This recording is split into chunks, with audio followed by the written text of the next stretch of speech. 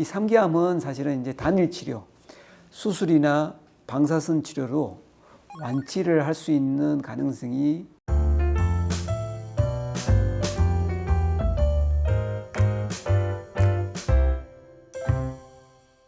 교수님께는 특히 댓글 질문이 많은 것 같아요. 그때마다 또 답변도 다 잘 주셔가지고 업데이트 하긴 했는데요.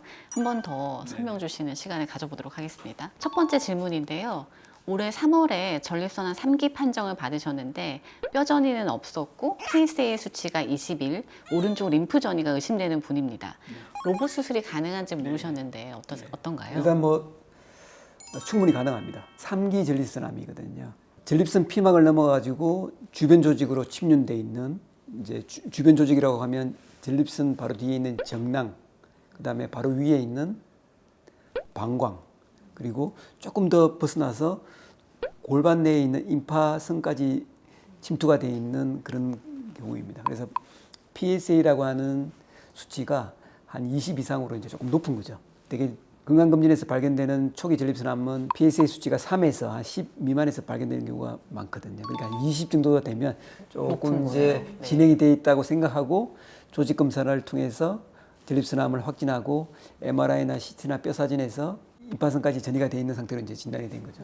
이런 분들은 이제 뭐 신경을 보존한다든지 이런 대상이 되는 게 아닙니다. 암 치료가 우선이기 때문에 넓게 제거하고 절제면에 음성을 유도시키고 그래서 그쪽 골반 임파선을 완전 절제를 합니다. 양쪽 다 절제를 해서 최종적으로 전립선암 수술의 이제 가장 큰 장점 중에 하나가 뭐냐면 실제 참값을 알 수가 있다는 거죠. 이제 임파선이 전이가 의심된다는 거지 전이는 아니거든요. 아직까지 환자분이 1기냐, 2기냐, 3기냐, 4기냐를 알 수가 있다는 거죠. 영상검사상에서는 임파선 전이가 의심이 되었지만 제거를 하고 난 뒤에 임파선 전이가 아닐 수도 있어요. 염증 때문에 임파선이 커질 수도 있거든요. 만약에 임파선 절제술을 하고 난 뒤에 최종적으로 임파선의 암세포가 전이가 돼서 종괴를 형성한 것으로 나타나면 그분들은 임파선 전이가 있는 겁니다. 물론 4기 전립선암은 아닌데 골반 임파선에까지만 가 있기 때문에 그런 경우에는 얼마나 임파선에 전이가 되어 있는지를 확인을 해서 그 정도에 따라서 바로 추가적인 치료가 들어가야 됩니다. 조금 회복되고 난 뒤에 방사선 치료 혹은 약물 치료, 남성 호르몬 차단요법이라고 하는 약물 치료를 짧게는 6개월, 길게는 한 2년에서 3년 정도 병합 치료를 같이 합니다.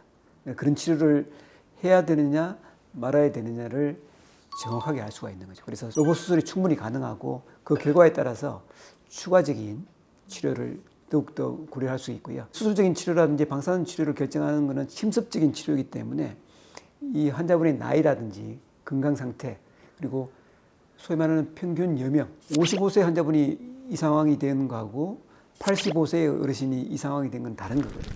그래서 그 환자분의 나이와 건강 상태와 그다음에 평균 여명이 어느 정도 되는지를 고려를 해서 침습적인 치료, 수술이나 방사선 치료를 결정하게 됩니다. 다음 질문 주신 분도 3기 환자세요.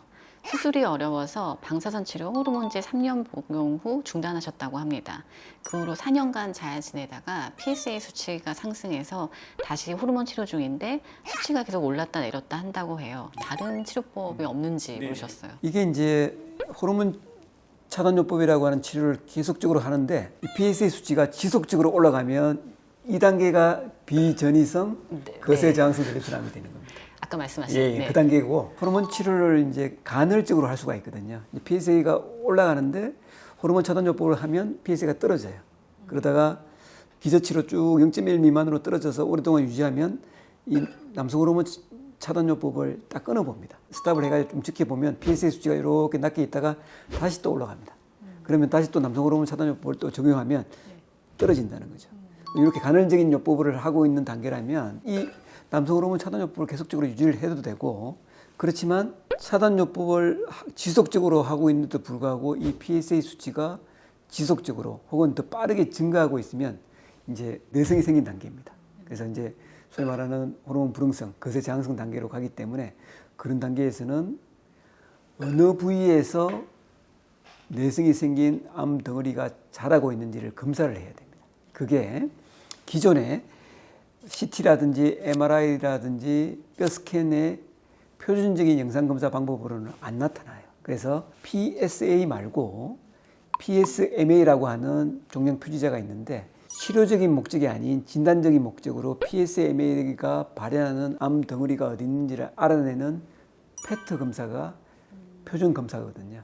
다행히 몇 년 전부터 국내에 도입이 되었습니다. 그때는 이제 루테슘이라는 방사선 동위원수를 붙이는 게 아니고 진단적 목적으로는 갈륨이라고 하는 방사선 동위원수를 붙여가지고 이제 PET-CT를 찍게 됩니다. 그렇게 하면 어디에서 지금 암세포가 증식해서 종괴를 형성하고 있는지를 알 수가 있거든요. 그래서 그 PSMA PET 검사를 해서 기존의 영상검사 방법으로는 알 수 없는 어떤 암세포가 자라고 있으면 고기를 이제 표적으로 해서 추가적인 치료를 할 수가 있습니다. 그래서 현재 개발된 가장 이제 정확하고 좀 민감한 검사 방법인 PSMA PET을 이용한 검사를 적용해서 다음 치료 방법을 결정하는 게 중요할 것 같습니다. 댓글 질문을 살펴보다 보니까 저희가 4기 전립선암에 대해서는 많이 이야기를 했었는데 3기 전립선암에 대해서는 많이 다루지 못했더라고요. 네네. 전립선암 3기면 일반적으로 암 진행 단계에서 어느 정도라고 볼 수 있을까요?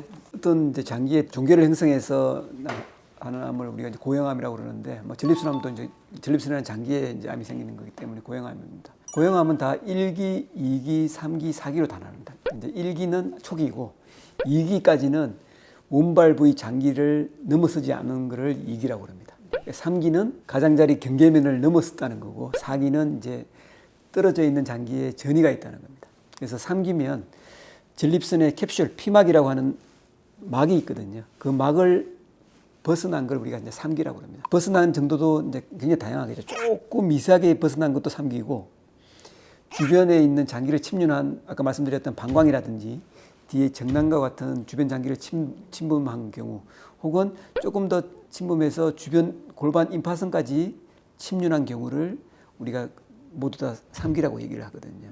그러면 이 3기암은 사실은 이제 단일 치료, 수술이나 방사선 치료로 완치를 할 수 있는 가능성이 70%가 안 됩니다.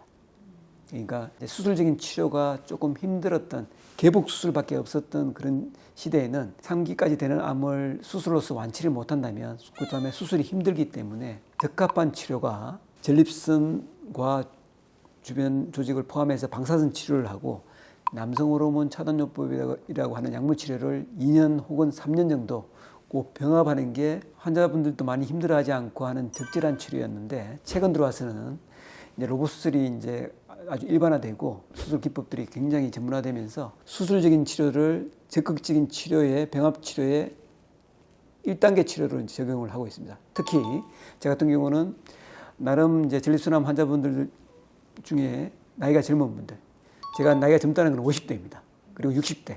50대, 60대는 전립선암 환자분들 중에서 이제 젊은이라고 우리가 얘기를 하거든요. 5, 60대 분들의 3기 전립선암은 이분들이 전립선암이 아니라면 남은 여명이 굉장히 긴 거죠. 60대라 하더라도 25년 이상이 되거든요. 평균 여명이 그렇다는 거죠. 25년 이상이기 때문에 다음 치료까지를 생각하고 가능하면 전립선암을 완치를 시켜야 된다는 굉장히 필요성이 있는 거죠. 그렇다면 병합치료입니다. 병합치료를 하는 데 있어서 가장 적극적으로 1차 치료로 고려해야 될 것이 수술입니다. 제 같은 경우는 수술을 적용하고 그 수술 결과에 따라서 적절한 시기에 방사선 치료 혹은 적절한 시기에 약물 치료를 뒤에 이어서 가게 되는 거죠. 그런 치료로 이제 병합 치료를 한다고 생각하고 환자분들한테 처음부터 이런 복잡한 치료가 이제 기다리고 있을 거라고 이제 충분히 설명을 드리고 난 뒤에 동기부여를 충분히 시키고 난 뒤에 이제 병합 치료를 진행하게 됩니다.